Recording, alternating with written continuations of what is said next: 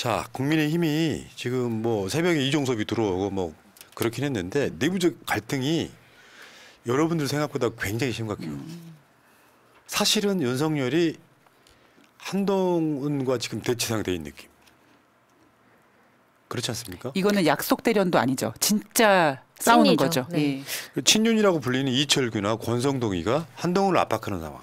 일단 국민의힘 수도권 의원들이 위기감을 굉장히 많이 느끼고 있기 때문에 그 위기감을 비대위원장인 한동훈한테 또 계속 전달이 될 것이고, 그러니까 한동훈과 윤석열은 계속 따로 갈 수밖에 없는 모양새가 되는 거죠.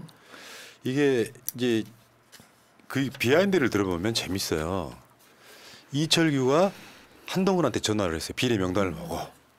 근데 한동훈이 전화를 안 받은 거예요. 전화를 안 받았어요. 전화 받지도 않는다고 투덜거리니까 이제 그 말을 이철규가 윤재욱한테 한 거예요. 윤재욱이 한동훈한테 전화를 합니다. 아니, 한동훈한테 이야기를 합니다. 한동훈하고 둘이 통화를 하는 거예요. 근데 그 전화로 싸우는 거예요. 그래서 이거 안 받아주면 내가 탈당하겠다까지 얘기는 이철규가. 그러니까 내가 그만두겠다. 그 얘기가 나왔다는 거예요. 당직자들은 당선권 명단에 넣어야 한다. 거치지 않으면 함께 갈 수 없다. 이거고. 그러니까 한동훈이가 그럼 내가 관두겠다. 이렇게 됐다는 거죠. 근데 이철규는 소위 이제 살아남은 친윤이지 않습니까? 윤핵관이고.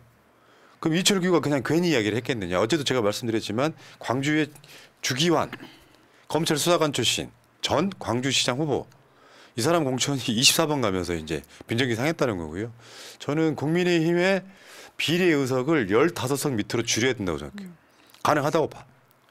그러니까 저는 그 이번 사태에 대해서 드는 생각은 어찌 보면은 지금 국민의힘 같은 경우에는 한동훈은 바지 사장이고 이철규는 윤석열이 야 한동훈 잘하는지 지켜봐 이렇게 감시용으로 내보낸 게 아니냐 그랬을 때 이철규가 윤재욱에게 이렇게 하면 나는 같이 못한다라고 얘기하는 게 이철규가 탈당할 거라는 생각이라기보다 나는 한동훈 너랑 같이 못할 거니까 너를 빼야겠다 이렇게도 들리더라고요.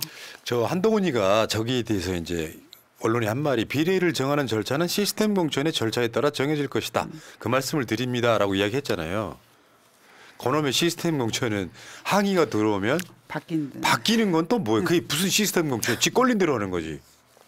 그리고 이철규의 주장은 어쨌든 한동훈이 상의하지 않았다라고 하는 것이니까 그러면 시스템 공천이라는 게 정말 있느냐라는 의문이 남을 수밖에 없는 거죠. 네. 야, 친윤이라고 하는 사람이 이철규가 권성동이 더 거들었기 때문에 이건 윤석열의 뜻이 분명히 반영돼 있는 거다. 근데 이렇게 된 것 같아요. 흐름상으로 보면 이제 한동훈은 윤석열의 컨트롤 범위를 벗어난 것 같다. 예. 이런 느낌이 있어요. 그러니까 완전 바지 사장이라기보다는 내 주머니 차기 시작한 거예요. 수익이 들어오면 다 윤석열한테 갖다 바치는 구조가 아니고 본인이 그중에 한 절반을 자기 호주머니에 담는 구조인 것 같아요. 근데 내가 노골적으로 개입을 하면 저번에 기억들 아시겠지만 한동훈하고 윤석열하고 그 갈등이 첫 번째 있었을 때 한동훈이 그랬었잖아요. 그때 이관섭이가 나한테 뭐 무슨 이야기를 했다라고 이야기를 해서 개입이냐 아니냐 선거 개입이냐 아니냐 그런 논란이 있었지 않습니까? 그거랑 같은 맥락이어서 더 못 건드리는 게 아니냐. 그래서 제가 듣기에 한동훈은 사퇴설까지 돌았었어요. 근데 그게 공식적으로 발표를 하지 않아서 그렇지 굉장한 스트레스를 받고 있는 거다 이런 느낌이 들고 이철규가 반발하는 건 한번 생각 한번 해봐요. 한동훈한테 쉽게 표현해서 한동훈한테 윤석열이가 직접 전화를 못하니까 이철규한테 전화한 느낌이 가깝습니다. 선거하고 싶겠어요. 지금 저 내부적으로는. 잠깐 내가 외국 나왔다 했더니 새날 방송을 어떤 딴 사람이 접수한 그런 느낌? 비밀번호 바꾸고. 그런 느낌? 자, 근데 진짜 중요한 멘트가 있어요. 국민의힘과 윤석열 정부는 운명 공동체다 그랬잖아요. 요거 자세히 보면 그냥 보통 하는 말인 줄 느껴지시겠지만 제가 본 견해에서 저건 협박입니다. 저거는 한동훈이 윤석열한테 하는 협박이라고요. 왜 그렇게 저는 느끼냐면 지금 건드려서 좋을 게 뭐 있냐. 내가 공천하게 돼부터 국민의힘이 망하면 너도 망하는 거야. 이 메시지란 말이에요. 국민의힘이 망하면 윤석열은 망하지만 한동훈은 저는 국민의힘이라고 하지 않았습니다라고 얘기했을 것 같습니다. 네. 나는 안 망한다. 그러니까 지난번에 그 한동훈이 서천 화재 현장이었나요? 거기서 90도 각도로 인사하면서 한동훈이 윤석열한테 이제 패했다라고 알려져 있지만 한동훈 입장에서는 이 정도로 인사하면은 나를 그래도 자르진 않는구나라고 다른 주머니를 차야겠다. 지금 뭐 지지율이나 이런 거 보면은 한동훈이가 아무리 뚜껑이라고 하지만 머리가 있잖아요. 그렇기 때문에 자기도 보면 얼른 내가 빠져나갈 다른 내 밥그릇을 챙겨야 되겠다라는 생각을 더 많이 하고 있는 것 같아서 대립각이 네. 커지고 있는 것 같습니다. 자, 어쨌건 이제 국민의힘 내부에서 비례대표 순번의 반발이 커지니까 그걸 고쳐. 그래놓고 시스템 공천이라고 이야기하는 거예요. 저 조배숙이 참 미치겠네. 뭐 국민의당 찌끄러기. 옛날에는 민주당이 있었던. 이제 배반해가지고 국민의힘으로 기어 들어갔잖아요. 근데 전라북도에서 당선된 가능성이 없어. 그러니까 이제 국민의힘 비례 순번에 넣어달라고 했는데 순번이 한참 뒤야. 당선권 바뀌란 말이에요.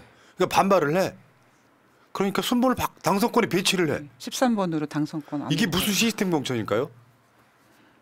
그러면 거기에 반발해서 나간 주기환은 얼마나 아깝습니까? 주기환은 24분 받았다가 그냥 사퇴해버렸죠. 이렇게 앞당겨줄 수 있는데 사퇴해서 얼마나 아깝습니까? 근데 이제 조배숙이 배알이 꼴렸던 거는 인유환이었죠. 순천 출신 인유환. 그러니까 자기 입장에서는 전라북도에서 손가락질 받으면서 나름 버텼는데. 국민의힘 좀 했는데 뭔 인유환이가 8번을 받아. 뭐 이런 거죠. 저 인유환이 사투리 쓰는 거 말고 호남에서 한 일이 뭐가 있습니까? 다 서울에서 활동하지 않았습니까? 네. 이 말은 공감이 되네. 이 말은 공감이 되네. 우리 배숙이 누나. 아유 정말 저게 무슨 시스템 공천이라고. 그리고 하나 더 있죠. 저쪽에서 이제 윤석열의 멘토라고 말하는 부르는. 신평이 이제 그런 얘기까지 했어요. 쿠데타가 일어났다. 한동훈이 윤석열을 배반하고 국민의힘을 접수했다. 그런 맥락이에요. 그런데 한동훈이 모자란 짓을 해서 국민의힘 지지율이 떨어지고 있으니 물러나라. 왜냐하면 이게 웃긴 게요. 국민의힘이 지금 한동훈은 원톱 시스템이거든요. 민주당만 해도 쓰리톱이잖아요. 이재명, 이해찬, 김부겸 이렇잖아요. 저기는 이런 측면이 있어요. 나머지 공동 선대위 원장들이 있어. 막 나경원도 있고 안철수도 있고 막 그렇잖아요. 모든 언론들이 한동훈의 입만 쳐다보잖아요. 근데 한동훈은 반문화법하고 있잖아요. 드디어 색깔론까지 나왔잖아요. 한동훈이 갖는 게 사람들이 지치기 시작한다. 기자들 짜증난다. 이런 얘기가 나와요. 그렇다 보니까 한동훈이 주도해서 사실은 뭐 민주당 공천 무슨 뭐 갈등 뭐 그 사이에 또 조국 혁신당 등장 이러면서 민주당 쪽으로 시선이 쫙 쏠렸었는데 국민의힘 지지율은 사실은 언론의 조작에 가깝습니다. 국민의힘 지지율 잠깐 올라갔던 거. 그렇죠. 떨어지니까 위기감이 발동해서 서로 저러고 있는 거예요 지금. 내부적으로 싸우고 있는 거예요. 한동훈 물러나라. 근데 공교롭게도 신평이도 윤석열 멘토면 저게 그냥 나온 메시지일까? 그냥 신평이 그냥 관중짓일까? 궁금하지 않아요? 사실 한동훈한테 친윤이 아니라고 하는 게 이상한 거였잖아요. 한동훈이야말로 윤석열의 신복이었는데 지금은 한동훈 대 친윤끼리의 대결 구도가 생겼습니다. 이거 자체가 킬러 문항처럼 어려운 문항입니다. 한동훈이 그러면 친윤인가요 아닌가요? 라고 되물을 수밖에 없는. 그렇지만 한동훈은 국민의힘에서 어떻게든 자기의 이 다음 모션을 가기 위해서 노력하고 있는 걸로 보이는 거죠. 그래서 그래도 신평의 한동훈 비판은 맞는 말이 굉장히 많았다라고 네. 동조를 하고 싶습니다. 그래요. 우리는 아무리 싫어도 맞는 말을 하면 소개해줘요. 네. 아이고. 그리고 하나 더 있죠 지금. 크게 이슈가 안 되고 있는데 동작갑 국민의힘 후보 장진영의 부동산 투기 의혹. 근데 저는 이게 이 민주당에서 먼저 이제 그 이야기를 꺼내기 시작했는데 저는 이거 굉장히 크게 질러야 된다고 생각을 합니다. 왜냐하면 지금 이번에 그 총선 같은 경우에는 정권 심판 아니겠습니까? 그런데 이 지금 장진영 같은 경우에는 이 투자 기법, 투기 기법을 보면 정말 온 국민들이 정말 분노할 노릇이기 때문에 민주당은 저는 이걸 더 키워야 된다고 생각을 합니다. 그러니까 공흥리하면 여러분들이 공흥지구개발, 최은순, ESIND 뭐 이런 거 있잖아요. 예사롭지 않죠. 서울과 연결된 양평역과 직선거리로 1km도 안 되는 거리의 땅. 거래가의 90% 이상을 장진영 부친이 이사로 재직한 금융기관에서 대출받아 매입. 평당 250에서 320만 원대 매입한 토지 시세가 이미 평당 1,000만 원 훌쩍 넘었다. 그럼 뭐예요? 저 동작 노량진 본동에서 기역자로 땅을 매입해갖고 1년 만에 7억인가 벌었다 그랬잖아요. 아버지 땅이라고. 뭐냐면 개발 정보를 알고 있었던 거예요. 그래서 따가지고 한 300만 원 정도의 매입한 토지가 지금 평당 1,000만 원이 넘는다. 근데 공교롭게도 거기는 공흥지구 그 김성규가 양평 군수로 있을 때 개발 부담금 영원 부과했던 바로 그곳입니다. 그때 1,000억 원대 분양했다고 하는 곳이에요. 최은순, 김건희 그 가족회사가. 뭐 이것도 개발 정보 알아가지고 지금 투기한 거 아니에요? 그렇지. 그럴 수밖에 없는 게 2021년에 80억 원을 들여서 매입을 했다고 하는데요. 아니 정확한 이거 사면 올라간다라는 정확한 정보가 없으면 어떻게 90%가 넘는 대출을 받아서 땅에다가 꼬라 박겠습니까?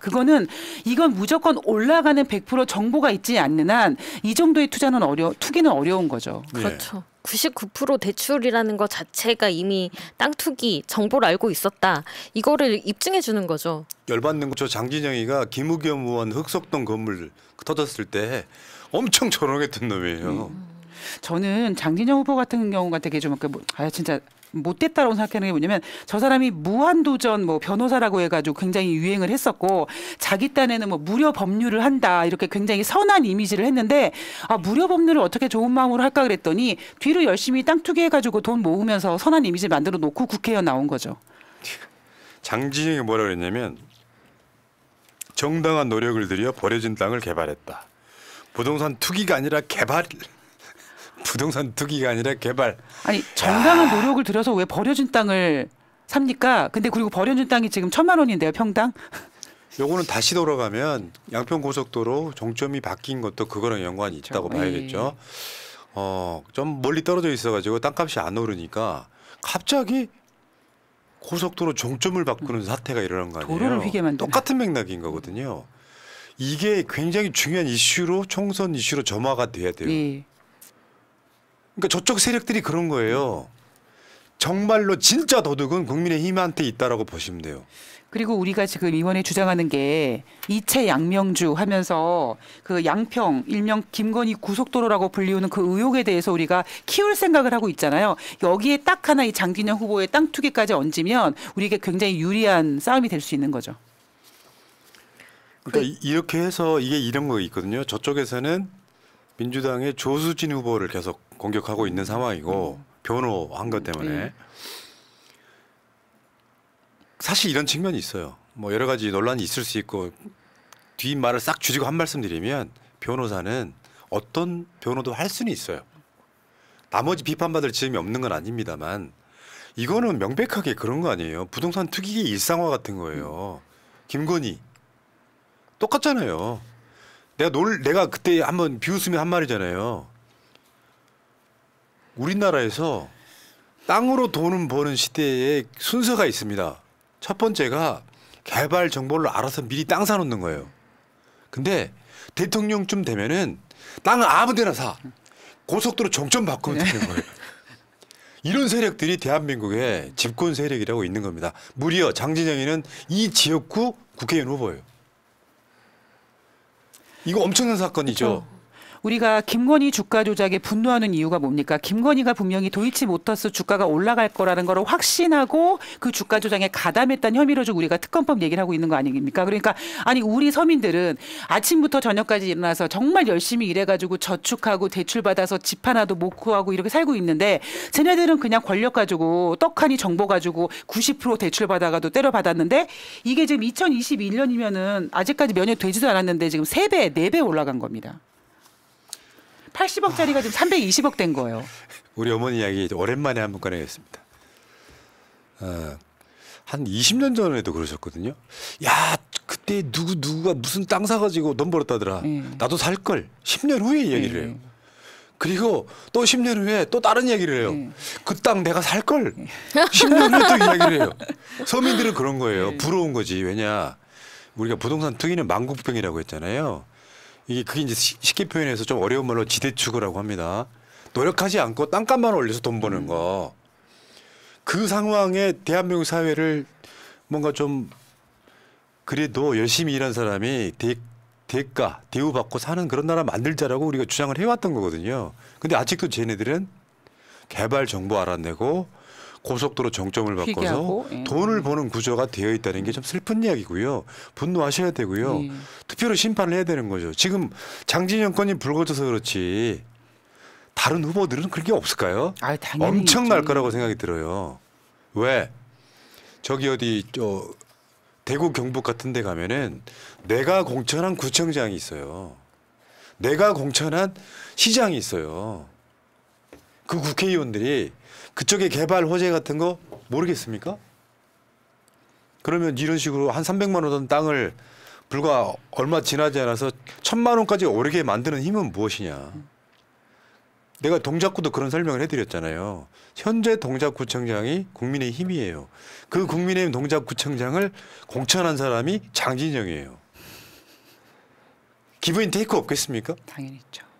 당연히 그런 문제를 갖고 우리가 총선 때 디테일하게 이채한명주뿐만 아니라 모든 세력들을 완전히 보내는 기회가 돼야 된다고 생각해요. 그건 민주당에 있는 후보도 마찬가지라고 생각합니다. 그건 정치가 아니지. 근데 민주당 후보들은 그런 경우가 거의 드물어요. 왜 그런 줄 아세요? 그 자체가 부도덕하고 범죄라는 걸 너무 잘 알고 있는 사람들이에요. 민주당이 이런 문제 터진 적 본 적 있어요? 지금까지? 없죠. 개발 호재 있어갖고 그걸로 땅값 한 몇 배씩 올려가지고 돈 버는 걸 본 적이 있으시냐고요. 없으니까 안 나오는 겁니다. 그러니까 김건희는 주가 조작으로 32억의 수익을 얻었다고 하고 지금 이 장진영 후보 같은 경우에는 2021년에 샀으니까 지금 80억짜리가 320억이면 한 4배 정도 되지 않습니까? 야, 일반 서민들이 이게 말이 좋아 뭐 32억 뭐 320억 이렇지 어떻게 이런 돈을 이렇게 쉽게 벌 수 있습니까? 이건 일반 국민들이 정말 분노할 노릇인 거죠. 네. 이 지역도 제가 봤을 때는 지난번에 김병기 55.29, 장진영 42.89였으니까 이번 선거 때도 비슷하게 나오지 않을까. 여론조사가 일부 한두 개가 튀어서 나온 건 사실입니다만 절대 국민의힘이 유리한 지역은 아니에요. 네. 자, 이 이야기는 여기까지.